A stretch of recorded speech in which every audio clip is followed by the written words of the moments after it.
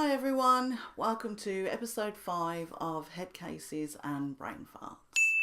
So today we're going to talk to you about help and support. Partly we're going to it's kind of carrying on from last week's episode where I sort of mention a little bit about the charities and that we list underneath every video that we've uploaded so far, and we will continue to do that. Basically this is just about trying to find the right kind of help and support for you while you're on this journey. As I mentioned, there are lots of charities out there to help you, but also you obviously have your friends and your family. Not everyone is the same. Some people feel more comfortable talking to their family. They feel that they can tell them anything.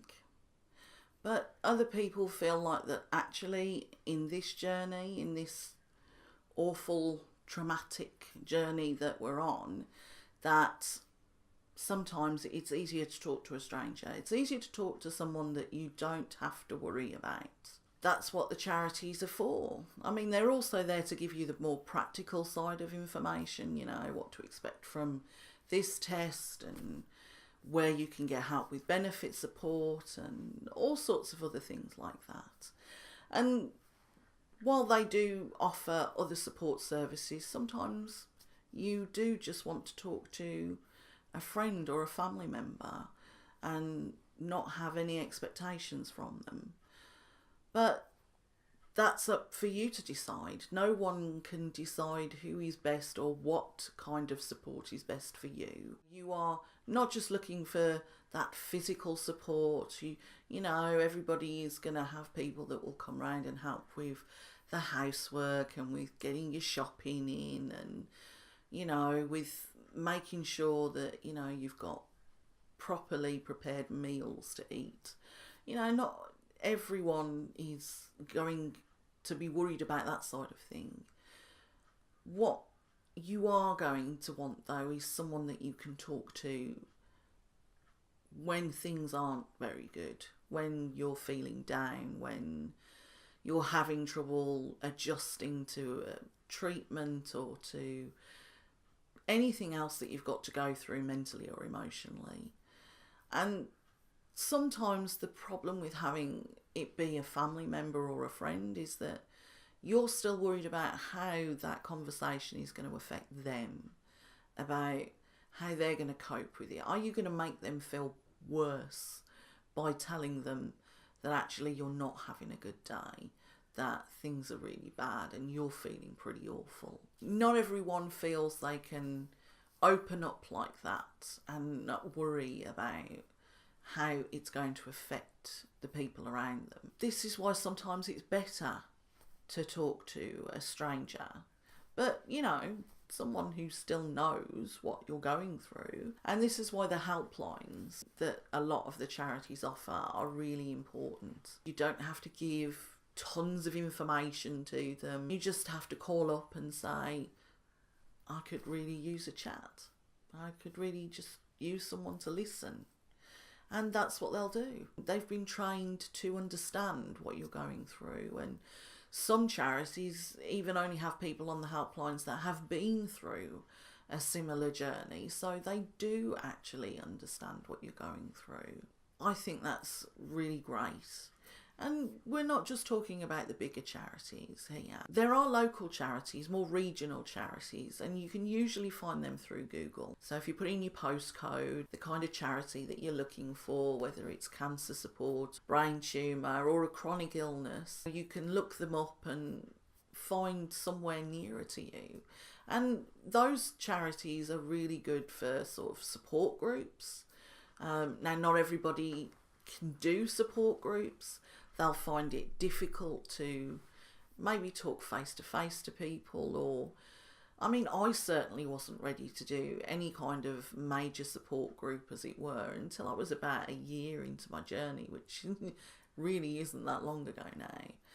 It's entirely up to you what you feel comfortable with, and you're the only one that can make that decision. But it is always nice to have a friend, one in particular, your best friend maybe, that you can just call up when you need something, when you just need to vent or let out any frustration that you're feeling, or even just a shoulder to cry on because things are overwhelming for you at the moment. So it's always good to try and find that one person that you can trust, that you could be yourself with, that you're not too worried how things are going to affect them. Because really, you are the one on this journey.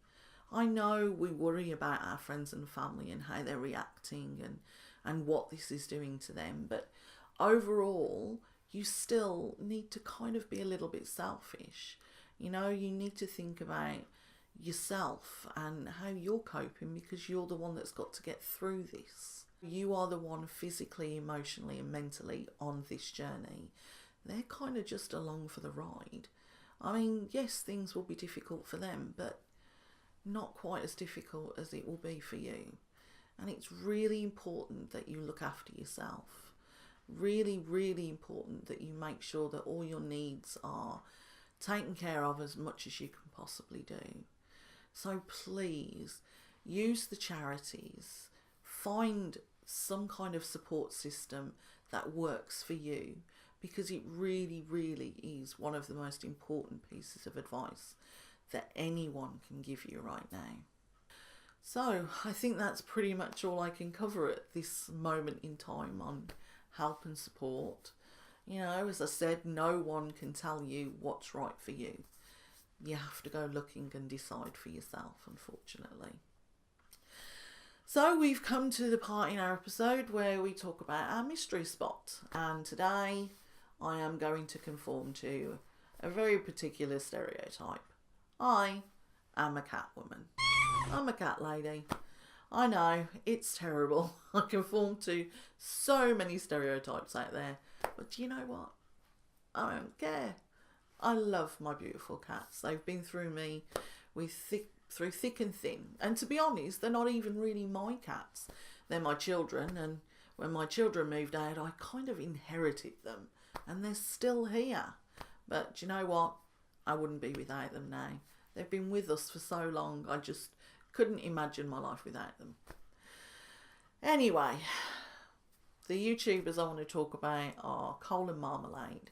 They are two beautiful cats that have their owners, usually their cat dad, Chris Paul, and his other half, and they have a wonderful channel that they do all sorts of things for. They build these cat forts for Cole and Marmalade, and then they even take Cole for a walk.